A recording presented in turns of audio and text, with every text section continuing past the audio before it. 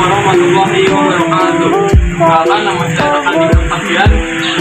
Nomor pokok mahasiswa 2110311001113 dari program studi manajemen pendidikan Islam Fakultas Agama Islam dengan dosen pengampu Bapak Bambang Tejo SHMSI.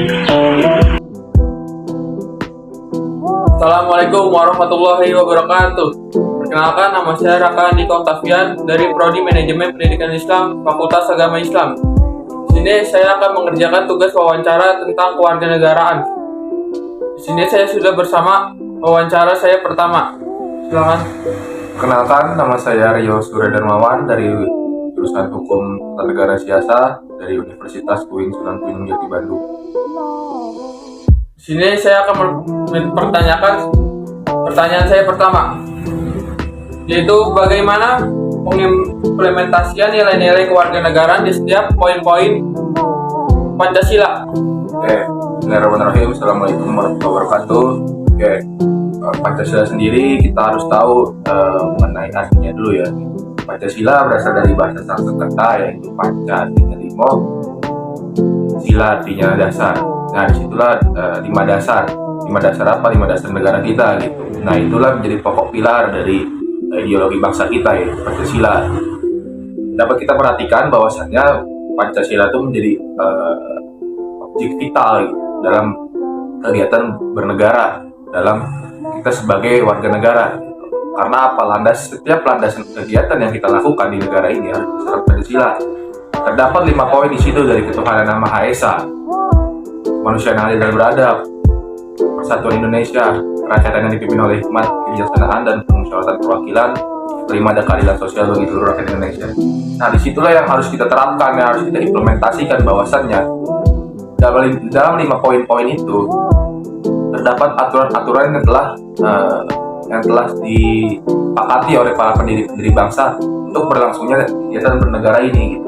Nah, apa bentuk pengimplementasian dari kewarganegaraan tersebut?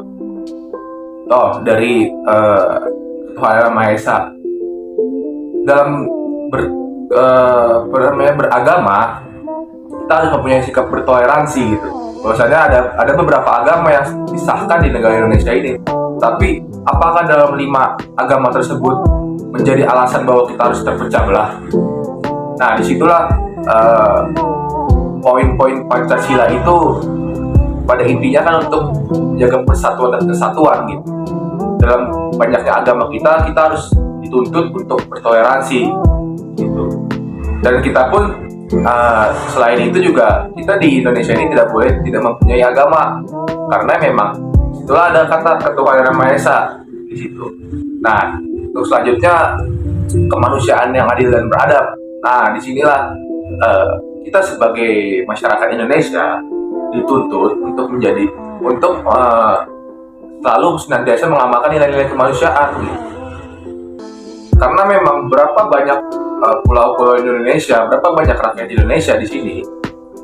Apakah kita di sini bisa memanusiakan manusia gitu.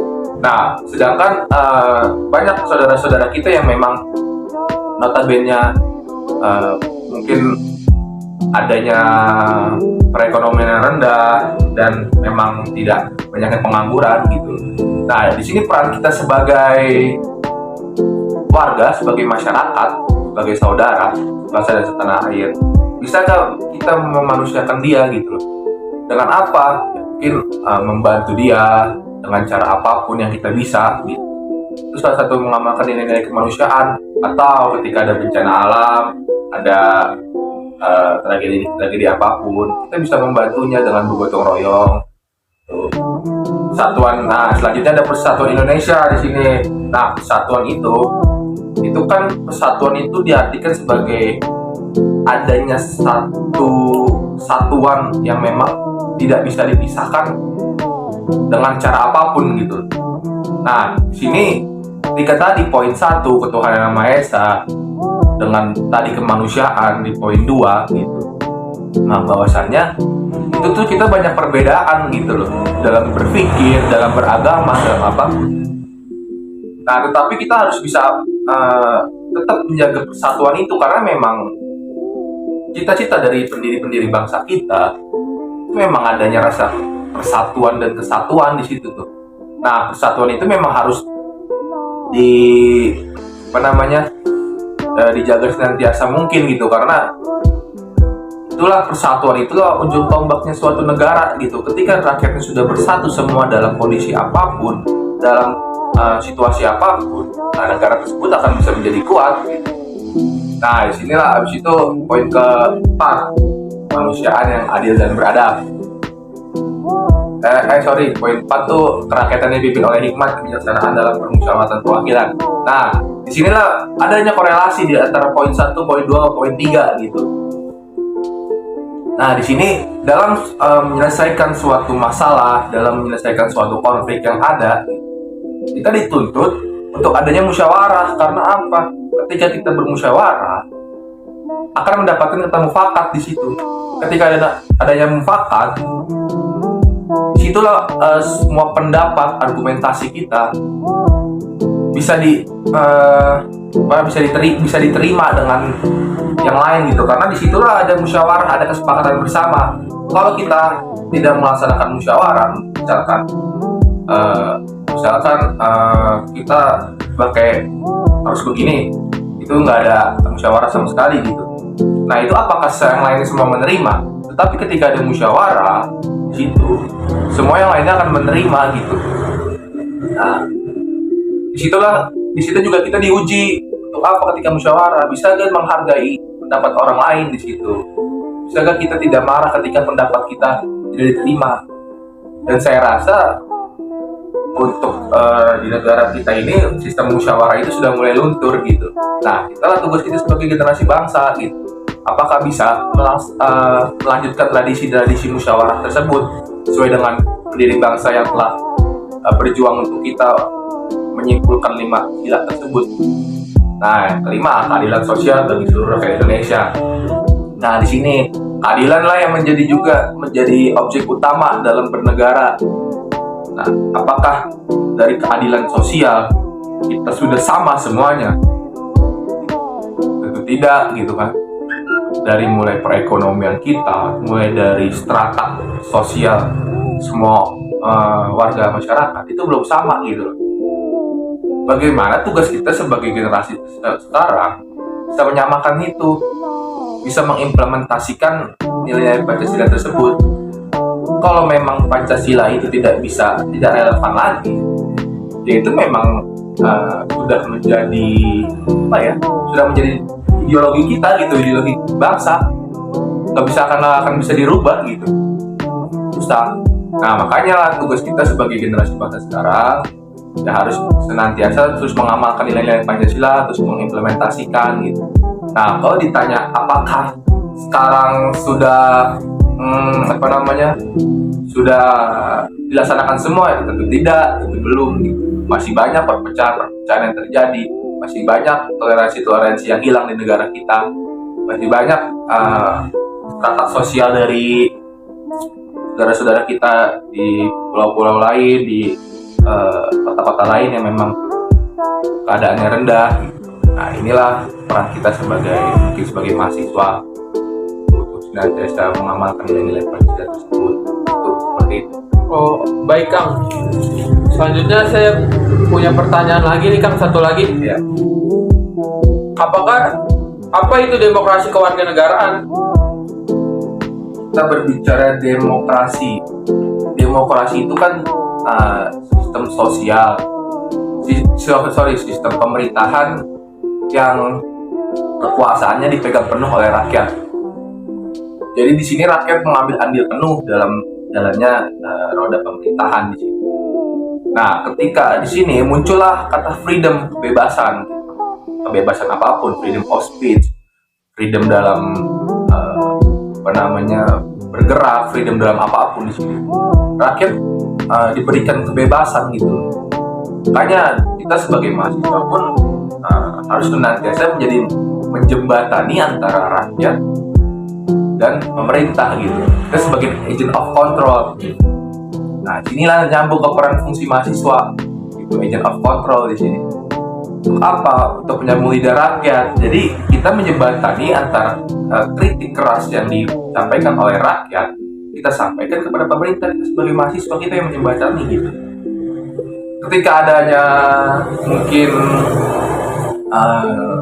pembungkaman gitu kan dari pemerintah, nah disinilah banyak media-media yang bisa digunakan gitu, karena memang sistem pemerintah itu demokrasi gitu, bukan yang demokrasi ya gitu.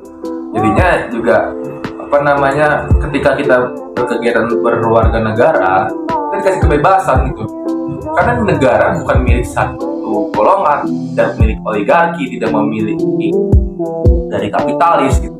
Ini milik rakyat kecil, rakyat besar, dan rakyat semuanya. Jadi nggak bisa antara negara ini dikuasai oleh satu golongan, nggak bisa. Nah inilah peran kita sebagai mahasiswa gitu. Jadi agent of control, agent of change, agent of lain-lain, itulah bisa dikorelasikan gitu. Nah demokrasi sendiri itu kan juga menuntut kita bahwasannya kita berhak memilih apapun di negara kita sendiri gitu. Milih pemerintah sendiri, kita menjadi pemerintah juga bisa gitu. Tadi kan katanya demokrasi itu kan memberikan kebebasan kepada masyarakat yang jika kebebasan tersebut disalahgunakan, bagaimana solusi Akang sebagai mahasiswa Bila kebebasan disalahgunakan? Oke, kebebasan disalahgunakan itu dalam konteks apa? Konteks demokrasi gitu Kang. Oke, kebebasan disalahgunakan mungkin gini ya, saking bebasnya kita gitu kan. Nah ini resikonya menjadi negara dengan sistem demokrasi. Jadi kebebasan itu semua ada aturannya juga gitu. Ketika kita mungkin kasih kebebasan freedom of speech gitu, kebebasan dalam berbicara, tapi kita dengan seenaknya berbicara dengan ngata-ngatain pemerintah begini, tapi tidak ada landasan kajiannya di situ gitu. Nah ini kan tidak mencirikan seorang mahasiswa yang berintelektual gitu. Nah kebebasan itu juga jangan dilupakan, kita mempunyai ideologi Pancasila gitu. Kita harus sesuai dengan poin-poin Pancasila di sini. Ketika kebebasan diartikan dengan sebebas-bebasnya, mungkin tidak adanya aturan gitu, itu menurut saya sih kurang baik gitu. Karena semua harus berdasarkan landasan kajiannya. Ketika kita mengkritik pemerintah, kita mengkritik suatu lembaga, itu harus kita rincikan gitu loh. Apa tuntutan kita? Harusnya bagaimana solusinya? Itu yang baik sebagai mahasiswa gitu. Kalau solusinya sekarang, sebenarnya solusi dari saya simpel. Pahami lagi nilai-nilai Pancasila tadi, pahami lagi nilai-nilai kebebasan gitu. Apakah kebebasan yang sesungguhnya kebebasan yang tidak ada aturan gitu. Seperti itu sih. Baik Kang, terima kasih Kang sudah menjawab pertanyaan dari saya. Selanjutnya itu saya tutup ya Kang. Terima kasih, kurang lebihnya mohon maaf. Wassalamualaikum warahmatullahi wabarakatuh. Assalamualaikum warahmatullahi wabarakatuh. Perkenalkan, nama saya Raka Niko Tafian dari Program Studi Manajemen Pendidikan Islam Fakultas Agama Islam.